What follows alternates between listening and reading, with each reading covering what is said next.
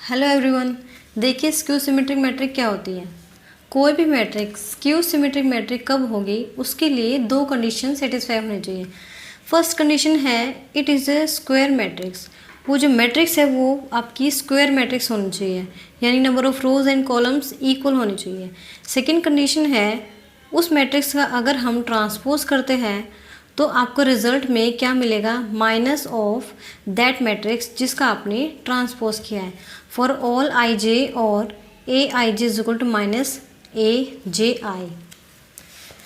अब देखिए हमारे पास कुछ प्रॉपर्टीज़ होती हैं मैट्रिक्स में। कौन कौन सी प्रॉपर्टीज़ है। Let A B A square matrix. अगर आपके पास ए स्क्वायर मैट्रिक्स है then A plus A transpose is symmetric. तो A plus A transpose symmetric होगा।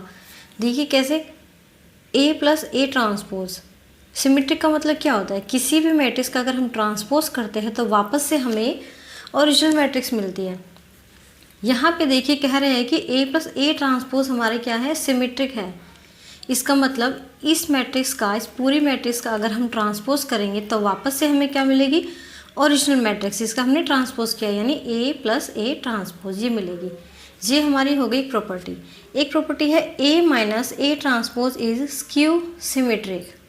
स्क्यू सिमेट्रिक मैंने अभी बताया है। स्क्यू सिमेट्रिक में क्या होता है, किसी मैट्रिक्स का ट्रांसपोज करते हैं तो हमें क्या मिलता है, minus of that original matrix. अब ये पूरा स्क्यू सिमेट्रिक है, इसका मतलब इस पूरे का अगर हम ट्रांसपोज करते हैं तो हमें क्या मिलेगा, माइनस ऑफ ये ओरिजिनल मैट्रिक्स जिसका हमने ट्रांसपोज निकाला है। ये हमारी सेकेंड प्रॉपर्टी है। थर्ड प्रॉपर्टी है a square matrix can be expressed as the sum of symmetric and skew symmetric matrix. इसका मतलब क्या होता है, जो एक स्क्वायर मैट्रिक्स होती है उसको हम, ये ए हमारी स्क्वायर मैट्रिक्स है, इसको हम एक्सप्रेस कर सकते हैं sum of symmetric and skew symmetric matrix में। अब देखिए ये हमारे सिमेट्रिक मैट्रिक्स है, ये स्क्यू सिमेट्रिक। यहाँ पे हमने ये 1/2 1/2 क्यों लिया है, क्योंकि जब हम इस पूरे को सॉल्व करेंगे तो हमें ए मिलेगा। अगर आप यहाँ पे 1/2 नहीं लेते हो तो आपका जो आंसर आएगा वो 2a आंसर आएगा। इसलिए हमें यहाँ पे हाफ लिया है ताकि जब इनको सॉल्व करेंगे तो वापस हमें ए मिलेगा। तो ये हमारी है सिमेट्रिक मैट्रिक्स और ये हमारी है स्क्यू सिमेट्रिक मैट्रिक्स। तो इन दोनों का जो सम है वो हमें क्या मिलता है, एक स्क्वायर मैट्रिक्स।